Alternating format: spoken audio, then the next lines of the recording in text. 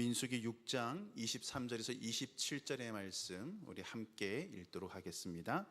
아론과 그의 아들들에게 말하여 이르기를 너희는 이스라엘 자손을 위하여 이렇게 축복하여 이르되 여호와는 내게 복을 주시고 너를 지키시기를 원하며 여호와는 그의 얼굴을 내게 비추사 은혜 베푸시기를 원하며 여호와는 그 얼굴을 내게로 향하여 드사 평강 주시기를 원하노라 할지니라 하라.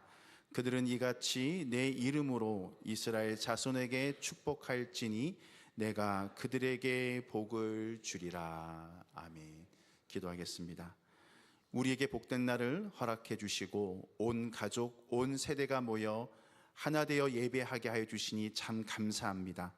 성령의 교통하심이 우리 안에 강력하게 일어나게 하여 주셔서 예배를 통하여 하나님의 임재와 하나님의 말씀의 능력을 체험하게 하여 주시옵소서. 예수님 이름으로 축복하며 기도하옵나이다. 아멘. 우리 옆에 계신 분에게 이렇게 인사를 했으면 좋겠습니다. 새해 하나님의 복 많이 받으세요.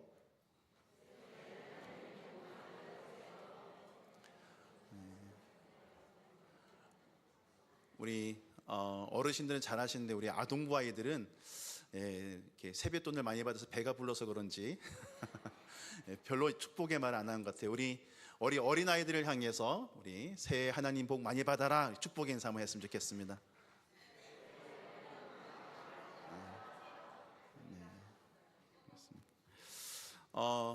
우리 온 세대 예배이기 때문에요. 제가 퀴즈를 몇 개 준비를 했습니다. 우리 어른들도 맞추면 선물이 있습니다.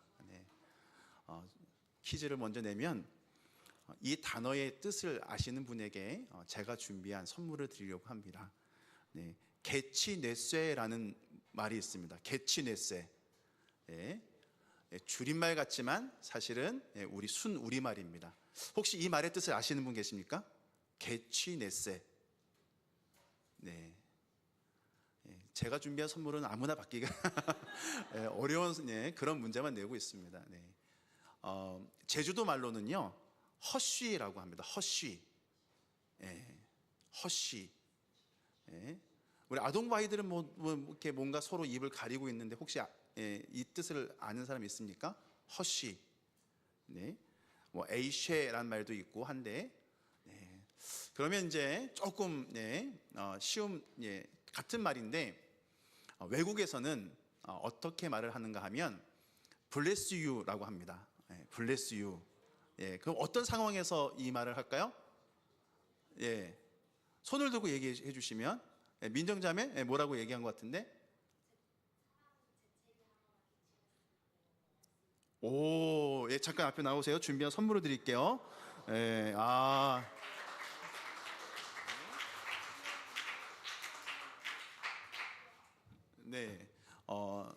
이 개치넷세라는 말, bless you라는 말은 언제 쓰는가 하면 사람이 재채기를 하고 나면은 그 말을 합니다.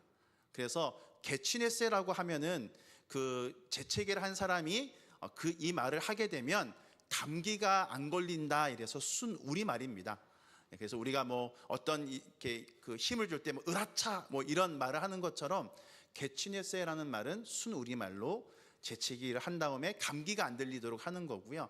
그럼 외국에서는 왜 bless you라고 하는가 하면 재채기를 할 때 우리의 영혼이 빠져나간다고 생각했습니다. 옛날에.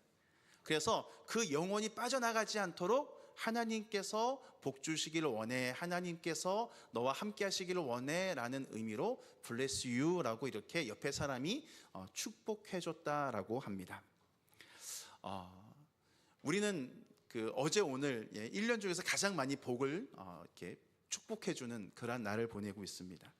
하나님을 믿는 사람이나 하나님을 믿지 않는 사람이 다 복을 이렇게 비는 그런 날을 보내고 있는데요. 우리는 하나님 안에서의 복을 빌어야 할 줄 믿습니다. 그러면 세상에서의 복은 무엇일까요? 우리 어르신들이 이제 맞출 수 있는 문제입니다. 우리가 세상에서 말하는 오복이라고 있지 않습니까? 오복이 뭐가 오복이죠?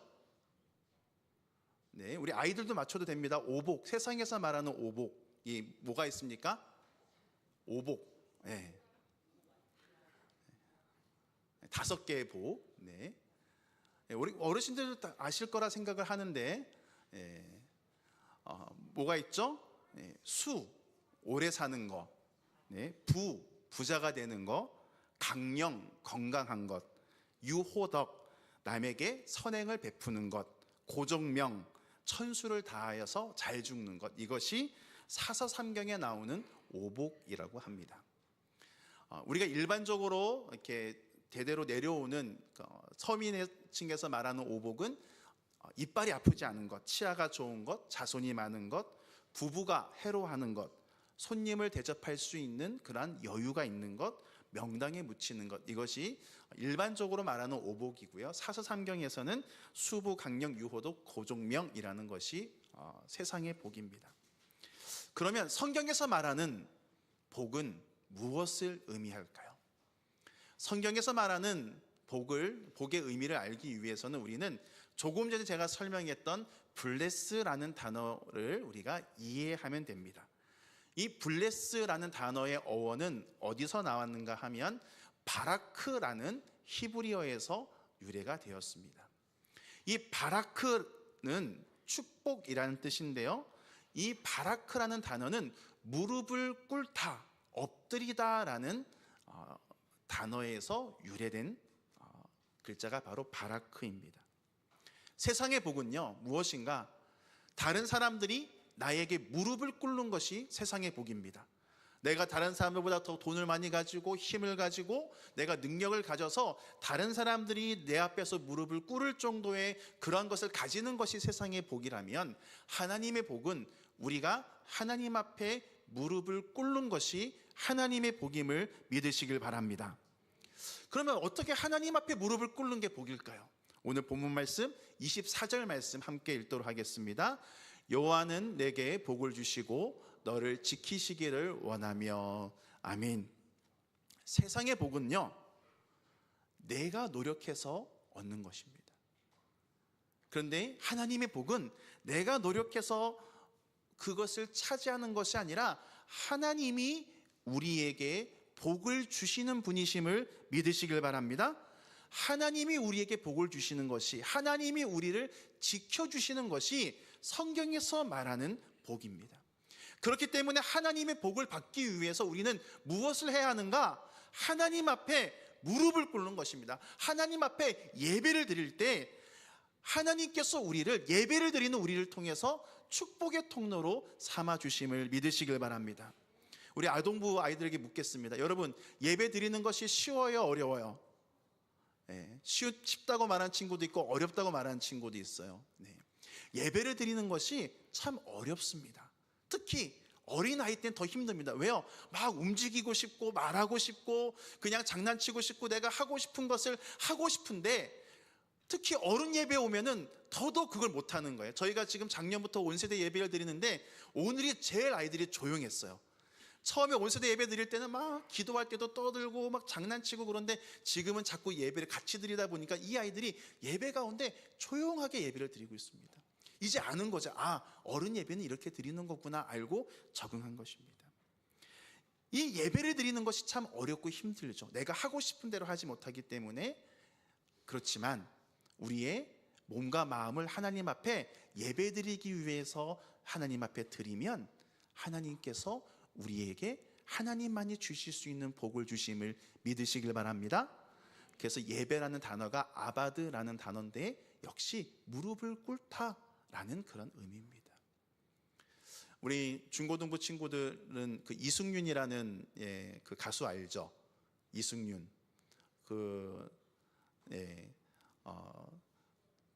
최근은 아니지만 몇 년 전에 이렇게 그 싱어게인인가요? 거기서 우승한 친구입니다.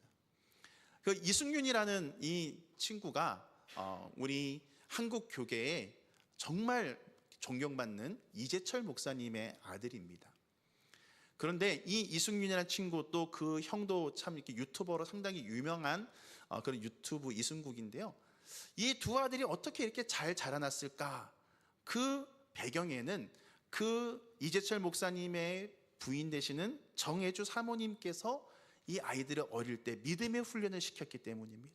어떠한 믿음의 훈련을 시켰는가 하면 아이들이 막 뛰어다니고 예배 시간에 장난치고 싶어하고 딴짓할 때 그 사모님이 그 두 아이를 이렇게 뒤에서 꼭 이렇게 안으시면서 예배는 이렇게 하나님 앞에 몸을 드리는 거다라는 것을 어릴 적부터 아이들에게 말씀하시고 훈련을 시키셨습니다. 예배는 이렇게 몸을 하나님 앞에 내가 움직이고 싶은 것도 참고 내가 장난치고 싶은 것도 참으면서 드리는 것이 하나님이 받으시는 예배다라는 것을 어릴 적부터 훈련받았기 때문에 두 형제가 지금도 하나님의 은혜 가운데 많은 사람들에게 사랑과 존경을 받으며 살아가고 있는 것입니다. 그렇기 때문에 우리는 이렇게 하나님 앞에 나와서 예배 드리는 것, 여러분, 특히 우리 다음 세대 여러분, 이렇게 어른들과 함께 예배 드리는 것이 어렵고 힘들 수 있지만, 또 가정에서 예배를 드리는 것이 어렵고 힘들 수 있지만, 우리가 하나님 앞에 하나님께서 기뻐 받으신 예배를 드림을 통해서 하나님이 주시는 복을 받아 누리는 저와 여러분이 되기를 주님의 이름으로 축원합니다. 하나님 앞에 예배를 드릴 때 하나님께서 주시는 복이 있는데요, 25절 말씀입니다. 함께 읽겠습니다. 여호와는 그의 얼굴을 내게 비추사 은혜 베푸시기를 원하며. 아멘. 하나님께서 예배를 드리는 사람에게 주시는 복은 무엇인가? 하나님의 얼굴을 우리에게 비춰주신다는 것이죠. 우리가 하나님의 얼굴을 바라볼 수 있는 그런 은혜를 주시는 것입니다. 우리 워십팀 아이들하고 제가 친해지게 된 계기 중에 하나가 뭔가 하면은요, 투바투라는 이제 아이돌 가수 그룹 중에 한 명이 저랑 이렇게 뭐 아주 친한 건 아니지만 그래도 같이 사진도 찍고 또 그 친구가 보내준 사인도 있고 뭐 그런 것들이 있어서 그렇습니다.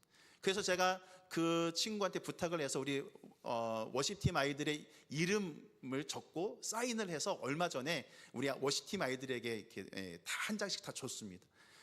그랬더니 이 아이들이 그다음부터 얼마나 저랑 친해지는지, 제 목욕실에 있는 간식의 절반은 이 아이들이 먹고 있습니다. 세상에서도 이런 유명한 사람과 친해져도요, 그냥 이렇게 연락을 해서 무언가를 받을 수 있을 정도만 돼도 더 관계가 친해지죠. 세상에서 정치인이나 뭐 유명한 사람들이나 경제인을 알아도 우리가 누릴 수 있는 혜택들이 정말 많습니다. 그런데 천지를 창조하시고 전능하신 하나님이 우리를 향해서 얼굴을 비춰주시는데 그 은혜와 복이 얼마나 크겠습니까? 그러한 은혜와 복을 누가 받는다고요? 하나님 앞에 무릎을 꿇고 예배하는 사람, 하나님이 기뻐 받으신 예배를 드리는 사람에게 하나님께서 그 얼굴의 빛을 우리에게 비춰주심을 믿으시길 바랍니다. 여기서 이 비춘다라는 히브리어가 오르라는 단어인데요, 저는 말씀을 준비하면서 이 단어에 너무나 많은 은혜를 받았습니다. 이 오르라는 단어는요, 절망과 죽음의 문턱 앞에서 새 소망을 준다, 생명을 준다라는 단어가 오르입니다. 무슨 말인가 하면은요, 예배를 하나님 앞에 제대로 드리면 우리가 지금 어떠한 문제, 어떠한 어려움 속에 있다 하더라도 하나님께서 우리의 인생을 개입하여 주시고 우리의 인생 가운데 하나님께서 놀라운 은혜로 우리를 새롭게 시작할 수 있는 은혜를 주시는 분이심을 믿으시길 바랍니다. 내가 이미 나는 틀렸어, 나는 늦었어, 나는 이미 이번 생은 내가 망했어, 막 이러한 고백들을 한다 할지라도 하나님 앞에 우리가 진정한 마음으로 예배를 드리면 하나님께서 우리에게 복을 주시고 우리에게 새 삶을 허락해 주시는 것입니다. 정운택이라는 배우가 있습니다. 사진을 보여주시면 우리 다음 세대는 모를 거고 우리 어른들은 아실 겁니다. 친구라는 영화로 유명해진 배우입니다. 그 뒤에 뭐 가문의 영광이라든지 뭐 여러 가지 그 배역을 맡으면서 주로 조직폭력배 역할을 많이 했습니다. 근데 이 친구가 실제로 19살 때부터 조직 생활을 좀 하다가 내가 좀 유명해지고 싶다, 유명해지기 위해서 뭘 할까 하다가 영화 배우가 되고 싶다 그래서 영화 배우가 되고, 실제로 또 그러한 자기의 삶을 토대로 해서 이러한 조직폭력배의 역할들을 너무나 잘 감당해서 스타가 되는 그러한 삶을 이렇게 살았던 사람입니다. 그런데 이 사람이 유명해지기 시작하니까요, 삶에 어려움들이 생기기 시작했습니다. 이제 세상이 너무나 만만하고 쉬워 보였겠죠.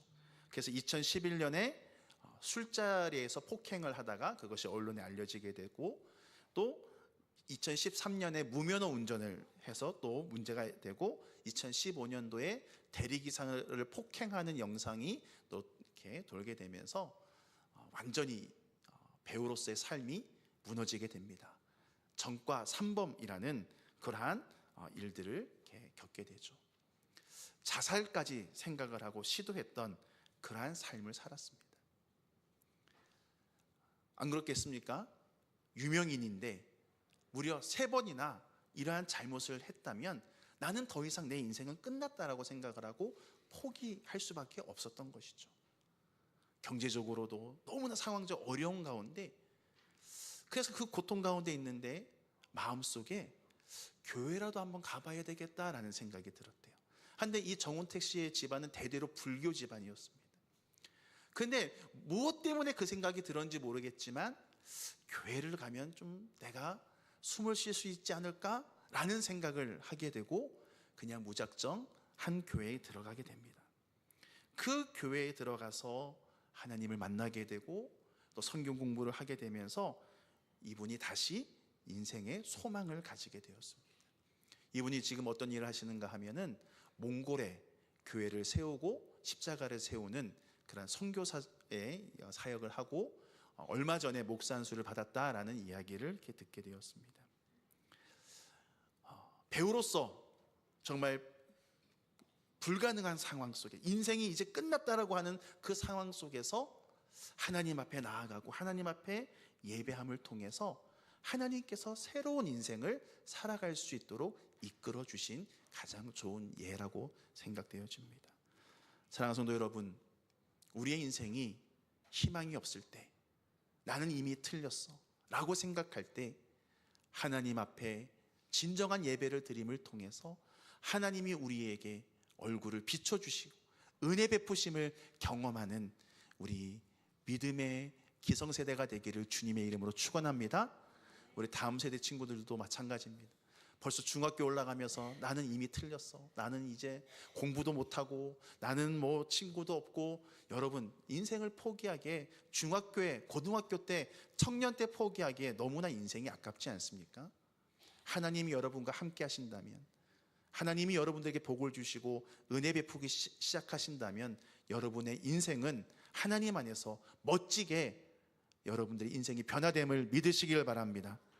우리는 그 하나님이 계시기 때문에 우리가 이렇게 모여서 예배를 드리는 것이고, 우리가 모여서 하나님의 복이 임하기를 서로 축복하는 것입니다. 우리 26절 말씀 함께 읽겠습니다. 여호와는 그 얼굴을 내게로 향하여 드사 평강 주시기를 원하노라 할지니라 하라. 아멘. 하나님께서는요 우리에게 평강을 주시는 분이십니다. 아무리 돈이 많아도요 마음에 평안이 없으면 그 사람은 불안함 속에서 살아갈 수밖에 없습니다. 아무리 권력을 가지고 있어도요 마음에 평강이 없으면 누가 나를 배신할까, 이 권력이 사라질까 두려움과 염려 속에서 잠을 자지 못하며 살아갑니다. 아무리 세상에서 성공했어도요, 여러분 많이 성공한 연예인들, 뭐 스포츠 스타들, 뭐 BJ들, 그런 사람들이 행복한 삶을 살아갈 것 같습니까? 아닙니다. 그 안에 평강이 없기 때문에 거짓된 삶을 살아가고 또 불안한 삶을 살아가고 술이나 마약에 빠져서 살아가는 사람들이 너무나 많다는 것이죠. 세상의 성공은, 세상의 복은 그럴 수밖에 없습니다. 그렇지만 하나님께서 주시는 복은 하나님의 평강이 우리 안에 임하기 때문에, 우리가 돈이 많이 없다 하더라도, 우리가 건강하지 못한다 하더라도, 우리가 성공하지 못한다 하더라도 하나님이 주신 평안이 우리 안에 있으면 우리는 그 하나님의 은혜로 말미암아 만족해하며 감사하며 기뻐하며 행복하게 살아갈 수 있음을 믿으시길 바랍니다. 우리는 그 하나님의 복을 바라보아야만 합니다. 우리가 그 하나님의 복을 우리가 누리며 살아갈 때 진정으로 행복한 삶을 살아갈 수 있고 우리의 삶이 의미 있는 인생을 살아갈 수 있습니다. 우리 젊은 친구들도 기성세대들이 많이 사용하는 나락으로 가다란 말이 있습니다. 특히 뭐 주식이나 코인을 하면 나락에 떨어졌다라는 말을 많이 하죠. 이 나락이라는 단어의 유래를 아십니까? 이 나락이란 단어는요 불교 용어입니다. 불교에서 말하는 지옥을 나락이라고 합니다. 불교에서 말하는 나락에는요 악귀라는 것이 있습니다. 이 악귀는 아무리 먹어도 배고픈 그러한 형벌을 말하는 것입니다. 그런 귀신을 말하는 겁니다. 아무리 먹어도 배가 고픈 거예요. 계속해서 끊임없이 먹고 무언가를 가지려고 하는 것, 그러한 삶이 지옥과도 같다. 불교에서 말하는 것입니다. 세상의 복이 그렇습니다. 아무리 채워도요, 만족할 수 없습니다. 아무리 돈을 많이 벌어도요, 만족할 것 같습니까? 아닙니다. 그렇지 않습니다. 아무리 힘을 가져도요, 아무리 건강해도요, 만족하지 못합니다. 여러분 막 근육 있는 사람들 다 이 정도 근육이 있으니까 난 됐어라고 멈출 것 같습니까? 아닙니다. 계속해서 더 근육을 만들기 위해서 더 노력하는 것이죠. 세상의 복은 그렇습니다. 그렇지만 하나님께서 주시는 복은 하나님께서 우리를 향해서 얼굴을 향하여 드신다는 거예요. 무슨 말인가 하면 하나님께서 우리를 향해서 얼굴을 들어주시는 거예요. 우리를 바라보시기 위해서, 우리의 필요를 채워주시기 위해서 하나님께서 고개를 들어주시고, 그리고 우리에게 평강을 주시는 것입니다. 세상이 알 수도 없고 세상이 줄 수도 없는 평안을 주시는 분, 우리는 이러한 복을 받는 사람이 되어야만 합니다. 우리가 축복의 통로가 되기 위해서는요, 먼저 우리가 하나님의 그 복을 받는 사람이 될 때 우리는 축복의 통로가 될 수 있는 것입니다. 오늘 우리에게 주신 말씀을 통해서 우리가 하나님 앞에 진정한 예배자가 되고 하나님 앞에 올바른 예배를 드림을 통해서 하나님의 이러한 복을 받아 누림을 통하여서 하나님의 복을 받는 복된 사람이 되기를 주님의 이름으로 축원합니다. 그리고 마지막으로 우리가 하나님의 복을 어떻게 받는가? 23절과 우리 27절의 말씀 우리가 이어서 읽도록 하겠습니다. 23절입니다. 아론과 그의 아들들에게 말하여 이르기를 너희는 이스라엘 자손을 위하여 이렇게 축복하여 이르되, 27절입니다. 그들은 이같이 내 이름으로 이스라엘 자손에게 축복할지니 내가 그들에게 복을 주리라. 아멘. 우리가 복받는 방법은요, 우리가 축복의 통로가 되는 것입니다.